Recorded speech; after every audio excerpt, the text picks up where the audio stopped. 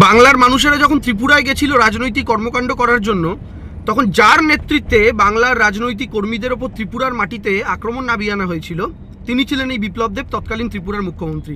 আমাদের সর্বভারতীয় সাধারণ সম্পাদক অভিষেক বন্দ্যোপাধ্যায়, যিনি উচ্চমাত্রার সিকিউরিটি পান, তা সত্ত্বেও তার গাড়িতে ভাঙচুর করা হয়, তার গাড়িতে পাথর মারা হয়, তার গাড়িতে বাঁশ পেটা, লাঠি পেটা কোনো কিছুই করতে বাদ রাখা হয়নি। এমনকি তিনি যখন মন্দিরে পুজো দিতে যাচ্ছিলেন তখনও পর্যন্ত তাকে ছাড়া হয়নি।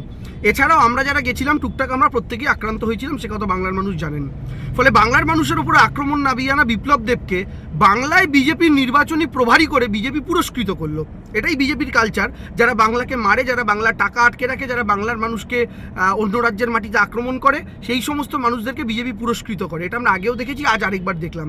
তবে বিপ্লব দেব যে কাজটা করেছিলেন বাংলার মানুষদের সাথে ত্রিপুরার মাটিতে, সেই কাজটা গণতান্ত্রিকভাবে ইভিএম এর মাধ্যমে, ব্যালটের মাধ্যমে বাংলার মানুষ এবার সুদে আসলে মিটিয়ে দেবে।